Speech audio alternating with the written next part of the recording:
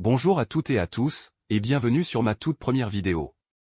Mais avant de commencer à raconter mon aventure à Marseille, je ne vais pas vous demander de vous abonner à ma chaîne, ni de cliquer sur les notifications, ni vous demander de sauter 3 fois sur le pied gauche tout en chantant le dernier tube de Julien Doré, car j'ai quelque chose de plus important à vous dire. Comme vous allez le remarquer, ce n'est pas ma voix qui parle.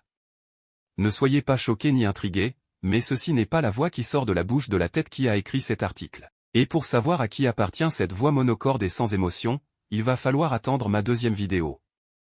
Mais, au moins, je peux vous expliquer tout de suite le choix de ne pas utiliser ma propre voix, parce que j'ai une bonne raison. Le truc est que je ne veux pas être célèbre, voilà, c'est dit. Vous pouvez trouver cela minable de ma part, mais j'ai beaucoup réfléchi et j'ai décidé que je ne voulais pas être célèbre. Vu que je suis déjà très connu dans mon immeuble et que la plupart du temps je n'ai que des emmerdes, du coup, pour moi, pas de célébrité ni de notoriété. Cela étant dit, et comme je ne suis pas là pour raconter ma vie, je vais maintenant vous parler d'une ville qui pendant de nombreuses années a fait partie de mon imaginaire. Et je jure que ça n'a rien à voir avec la demi-finale de la Coupe d'Europe de football de 1990, entre l'OM et le Benfica, et la fameuse « main de Vata ».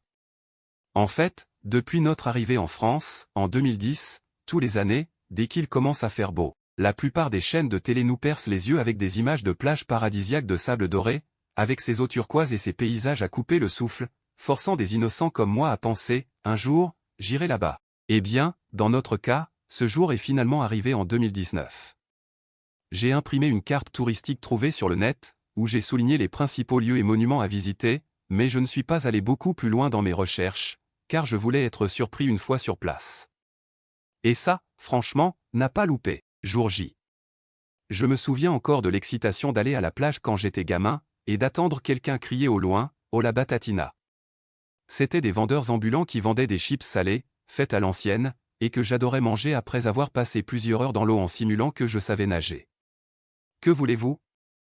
J'étais tellement à fond dans mes simulations qu'au bout d'un moment j'étais crevé de fatigue, voire plus que si je nageais pour de vrai. Oh les bons vieux souvenirs!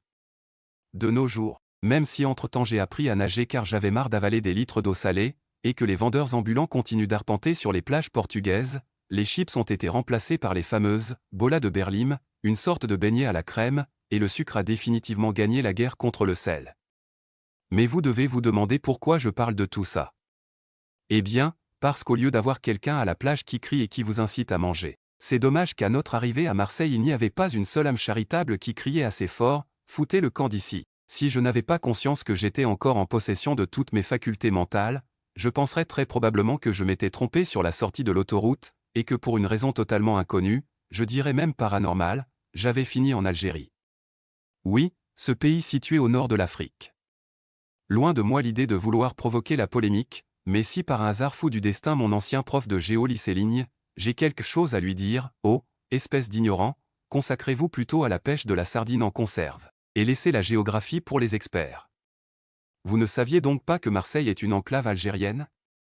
Tout comme Bruxelles est une enclave marocaine et que Paris est une multi-enclave maroco-tunisino-camaro-ivoire-mali-sénégalaise?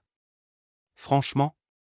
Bon, pour ceux qui sont en train de me traiter de guignol parce que je viens de dire un truc que tout le monde savait déjà comme si c'était l'une des plus grandes découvertes de l'histoire depuis les fouilles dans la tombe de Toutankhamon, je tiens à préciser que malgré que je sais parler, lire et écrire français correctement, je ne suis pas français, je suis portugais. Et je ne suis pas né en France non plus, je suis né au Portugal, et que jusqu'à la trentaine je n'imaginais pas un jour aller vivre en France ou même apprendre le français, ok? Donc, merci de tenir ça bien en tête avant de me critiquer, parce que ce genre de truc risque de vite me faire énerver, ok? Vous ne croyez pas? Alors là, c'est mal me connaître. Mais retournons au voyage. La périphérie était laide et désorganisée, et si je n'ai jamais apprécié la banlieue de Porto, ma ville natale, alors que dire de celle de Marseille? C'est comme si on devait choisir entre se prendre un coup de poing dans la tronche ou un coup de pied dans les cacahuètes. Arrivé au centre-ville, c'est là qu'un deuxième vieux Gaulois, armé d'un mégaphone, aurait dû crier très très fort « Mais vous êtes encore là? Foutez le camp d'ici !» Mais non, malheureusement il n'y avait personne avec un mégaphone. Et encore moins de vieux Gaulois. L'hôtel était cool, et avait même un monument juste en face, mais le hic était que le parking disponible qui était annoncé sur le site de réservation sur internet n'appartenait pas à l'hôtel et était géré par des Algériens super sympas qui m'ont dit que les seules places vacantes qu'ils avaient été payées à la journée, mais que si je devais prendre la voiture pour aller quelque part, à mon retour, il fallait payer à nouveau le tarif journalier. Et quand ils se sont finalement tus, ils m'ont fait un de ces sourires très spéciaux, genre, tiens, tête de con. En les regardant, j'ai étudié toutes mes options. Ah, je leur faisais un doigt d'honneur en leur disant d'aller se faire entuber par un hérisson enrhumé, et j'allais chercher un autre parking dans les environs, dont je savais déjà à l'avance qu'il n'y avait pas. B, je leur faisais un doigt d'honneur en leur disant d'aller se faire entuber par un hérisson enrhumé, et j'allais chercher un autre parking plus loin, même si après il fallait prendre un bus pour retourner à l'hôtel, ce qui, en plus d'être ridicule, risquait de me poser les mêmes problèmes si jamais on me présentait les mêmes conditions. C, je leur faisais un doigt d'honneur en leur disant d'aller se faire entuber par un hérisson enrhumé, et j'essayais de me garer dans la rue, en faisant abstraction de toutes les recommandations dans le sens inverse que j'avais lu sur le net. D, je leur laissais la voiture tout en imaginant que je leur avais fait un doigt d'honneur et que je leur avais dit d'aller se faire entuber par un hérisson enrhumé. Quant à visiter la ville, eh ben, le mieux c'était de le faire à pied et en transport public. Je vais pas révéler mon choix, comme ça vous serez obligé de réfléchir un peu, parce que j'ai lu quelque part que l'internet rend stupide et que si jamais vous le devenez, je préfère que ce ne soit pas à cause de moi, donc évitez de le demander dans les commentaires, car je ne vous répondrai pas que j'avais choisi l'option D. Quand on a déposé les valises dans la chambre, on a eu une belle surprise, et je pense que c'était la seule de toute l'aventure, il y avait une mini-cuisine fonctionnelle qui a été super pratique. Car bien que je puisse être réceptif aux différentes cultures qui existent dans le monde, en ce qui concerne la bouffe, je ne pouvais pas m'imaginer aller manger à la taverne du Mohamed, à la cafétéria chez l'oncle Abdelia ou prendre un verre au Kaboul Bar. Mais pour ne pas donner l'idée que je ne suis jamais content nulle part, allons droit au but. Qui a compris celle-là? Allez l'OM. Parlons alors de l'héritage que les anciens peuples gaulois ont laissé dans la ville, avant sa conquête par les Arabes, au siècle dernier. Cathédrale de la Major. C'était dommage que la façade principale avait des travaux de réparation, mais la vérité est que ça a été le monument que j'ai le plus apprécié, c'était absolument fantastique. Là, les Marseillais ont de quoi être fiers. Elle fut construite en style néo-byzantin en 1852 et se dresse sur l'esplanade Jean-Paul II, entre le Vieux-Port et le port de la Joliette. Son architecture et sa décoration intérieure, en marbre et porphyre, lui donnent un aspect particulier pour un édifice religieux. Et elle est tellement grande qu'elle peut accueillir 3000 personnes. Le fort Saint-Jean, construit à la fin du XIIe siècle, en face de la mer, est intéressant, mais il y a tellement de styles architecturaux différents à l'intérieur, à cause de travaux au long des siècles, que je trouve cela dommage.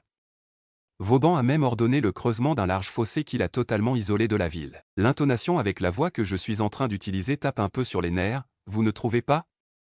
À quoi bon faire des blagues si cette voix risque de tout saboter? Allez, je vais quand même essayer de rire, et ya. Aïe aïe. Bon, vu que ça ne va pas le faire, parce que c'est comme si j'avais un truc coincé dans la gorge, continuons à faire semblant que tout est normal. Le Vieux-Port est une véritable carte postale de la ville.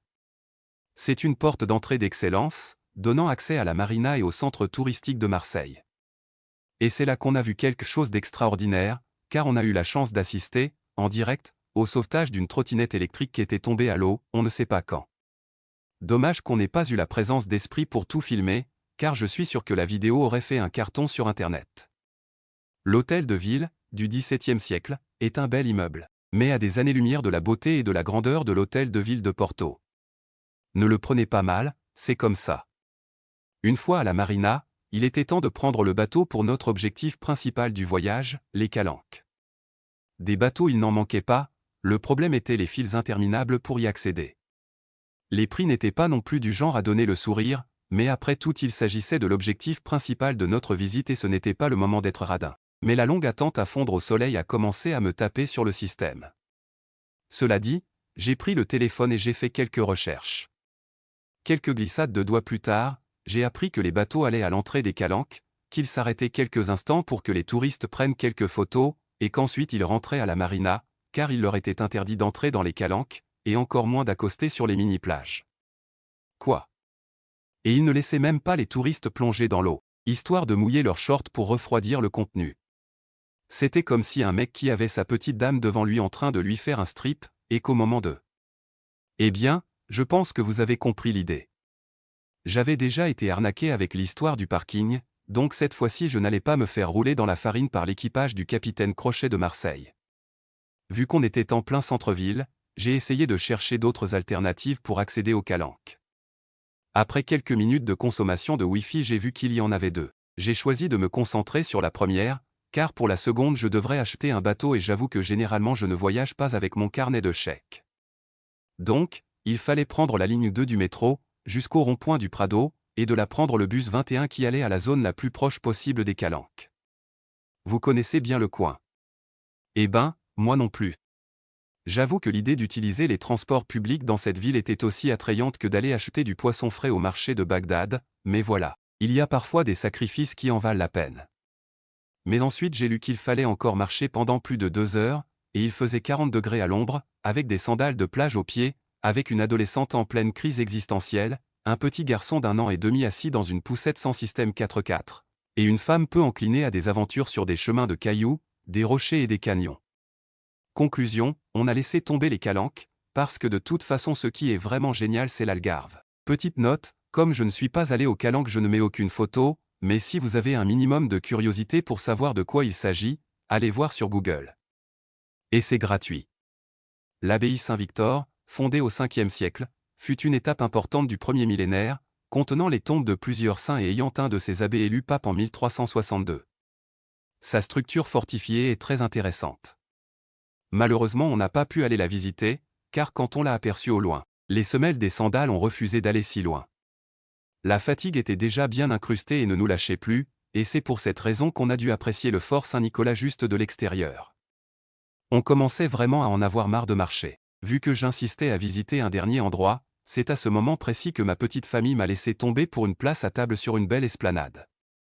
Mais elles m'ont quand même souhaité bonne chance pour la suite, même si je savais qu'elles se moquaient de moi.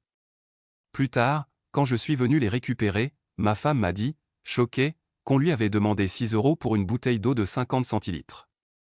C'était un abus, c'est vrai, mais cela confirmait ce que j'avais déjà entendu parler, comme quoi au Maghreb l'eau était plus chère que le pétrole. Le palais du Pharaon est situé dans un complexe avec un petit parc, pas très facile à trouver si vous devez vous renseigner auprès des gens du coin et que vous ne pigez pas trop l'accent occitan. La preuve est que je me suis retrouvé à la plage comme un con. Mais une fois sur la bonne voie, c'est un point vert agréable, où de nombreuses familles ont apparemment l'habitude de pique-niquer. De là, vous avez une vue privilégiée sur le Vieux-Port. Vraiment pas mal. Le lendemain, il y avait une sorte de brouillard irritant qui gâchait un peu la vue, mais que faire? Il fallait faire avec. Nous sommes allés voir le principal symbole de la ville, la basilique Notre-Dame de la Garde, située au sommet d'une colline. Mais cette fois-ci nous sommes allés en voiture, il ne fallait pas abuser. L'intérieur de la basilique était très joli et coloré, et principalement dédié à l'art de la pêche. À l'extérieur il y avait plusieurs balcons, d'où on pouvait avoir une belle vue sur la ville et aussi sur la mer Méditerranée et les petits îlots. En fait, la ville de Marseille me rappelle ce qu'un de mes collègues de boulot a l'habitude de dire de certaines filles, elle est belle de loin, mais est loin d'être belle. À ceux qui ont la critique facile, merci de bien relire ce que j'ai écrit, ok? Le truc des filles n'est pas une phrase à moi, c'est juste une citation, d'accord? Étant donné que je suis un grand fan de foot, je ne pouvais pas oublier de parler de l'OM. C'est le seul club français qui a déjà été sacré champion d'Europe et qu'on a déjà eu le plaisir d'affronter 2 fois en Coupe d'Europe. Et qu'on a gagné les 2 fois. Pas de chance pour vous, hein? Et voilà, même si on n'a passé que 2 jours à Marseille, on avait une fatigue physique et psychologique équivalente à une semaine tout entière. Mais avant de partir, j'en ai profité de quelque chose qu'on voit de plus en plus dans les grandes villes, d'énormes lettres avec les noms des localités, pour que les touristes fassent des selfies à la chaîne.